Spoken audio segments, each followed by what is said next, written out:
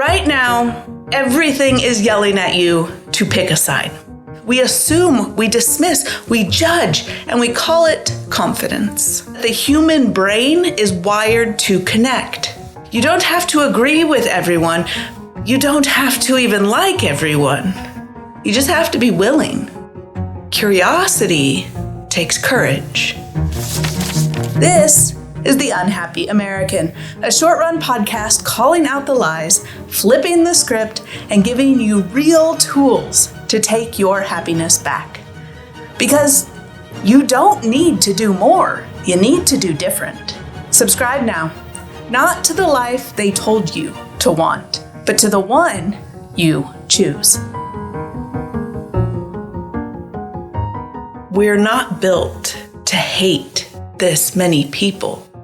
We're not wired for this much division, and yet here we are, overdosing on outrage and starving for connection. Every scroll, every soundbite, every sideways glance tells you, pick a side, be offended, assume the worst. But judgment is lazy. Curiosity takes courage. It takes leadership. You don't have to agree with everyone. You don't have to even like everyone. But you do have to stop assuming everyone you don't understand is the enemy. Because the cost of othering people, it's not just polarization, it's loneliness. It's disconnection. It's the slow erosion of the very thing that keeps us human. The lie is that difference is danger. That people who don't vote like you, live like you, talk like you are a threat.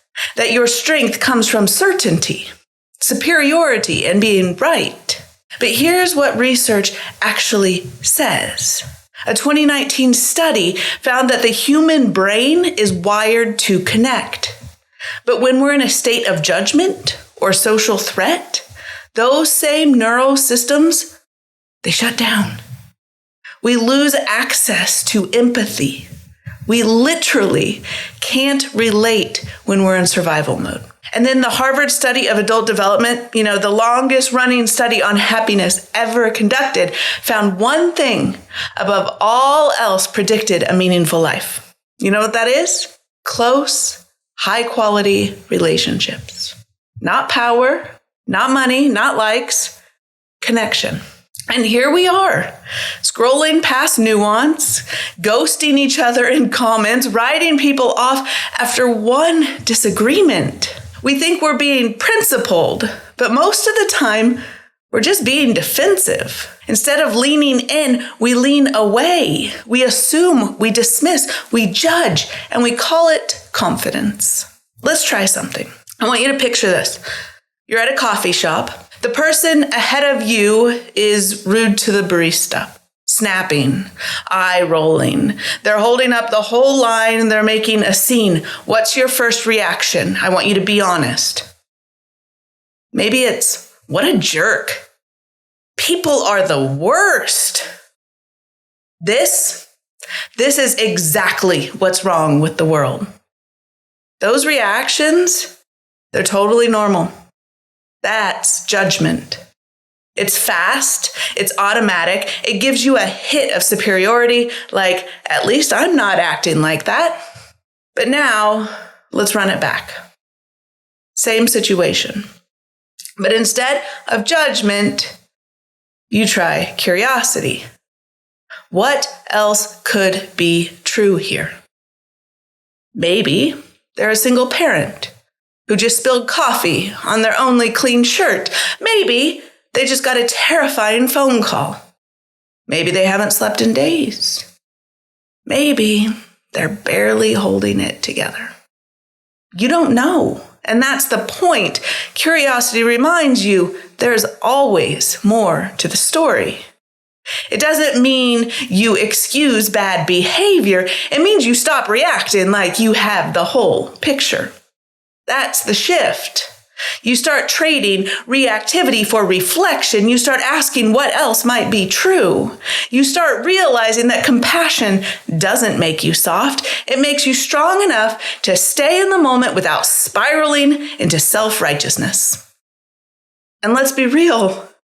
This isn't just about strangers in a coffee line. This is your coworker, your partner, your kid, your neighbor. This is every interaction where you could choose curiosity instead of control. That's neurological reprogramming. It's how you retrain your brain to stay human in a culture designed to keep you hostile. So how do you lead with curiosity in a culture that profits from conflict? Here's how. Personally, before you judge someone for how they show up, pause. Ask, what might I not know? Or better yet, say nothing at all. We forgot the kindergarten rules for a reason. If you wouldn't say it to their face, if you wouldn't want someone saying it about you, or if it sounds like something you'd say after 3 drinks on a bad day, don't. Connection doesn't mean agreement. It means respect. It means seeing the full picture even when you still disagree. And socially, check your social media hygiene. Are you collecting enemies in your feed? Are you curating outrage more than inspiration?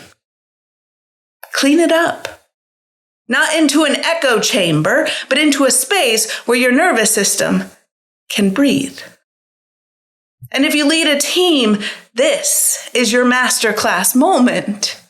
Stop assuming feedback means disloyalty. Stop demanding perfection before giving praise. Curiosity builds psychological safety, and psychological safety builds everything else. Ask questions before issuing directives. Create space for perspective. Thank people for their effort, not just achievement. Because in workplaces where people feel seen, they don't just perform better, they stay longer. They care deeper. They work smarter. You don't have to solve every conflict, but you do have to lead with curiosity. Right now, everything is yelling at you to pick a side, to react fast, to cancel, block, label. But when we live like that, we shrink. We become more suspicious, more guarded, more alone. And connection, it withers in that kind of environment. So what if we choose differently? What if we slowed down long enough to wonder what else could be true about this person? What if they're not the villain I've made them in my mind? That doesn't mean you drop your values. It means you remember your humanity. That's where connection starts. That's where peace begins. That's where your nervous system exhales. So, what does a happy American look like? Well, they're calm in the chaos, clear in the noise. They don't take the bait. They know who they are, so they don't need to prove it every 5 minutes. They can listen without losing themselves. They can lead without picking fights. They're curious, not combative, rooted, not reactive. They can hold complexity without shutting down or lashing out. They don't waste energy trying to win arguments with strangers because they're too busy building something real. Their strength is in their presence, their freedom and connection. They can share a table with someone they disagree with and still laugh at the same meme. Because empathy doesn't mean agreement, it means humanness. And their peace, it's not passive, it's earned every single day. That kind of person, they walk lighter, they breathe deeper, they live better. And in today's world, that's not just rare, it's revolutionary. So here's your move. This week, Pick one moment when you'd normally judge and pause. Don't defend, don't perform, don't react. Just pause and ask, what else might be true? And if you're leading a team, running a business, or just navigating your everyday life, model it, speak it, normalize nuance.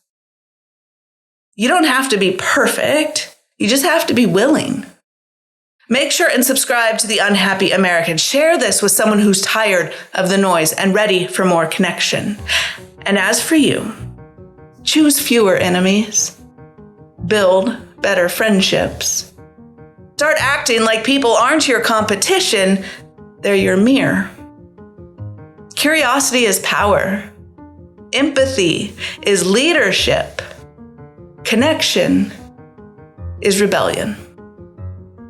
Let's live like it.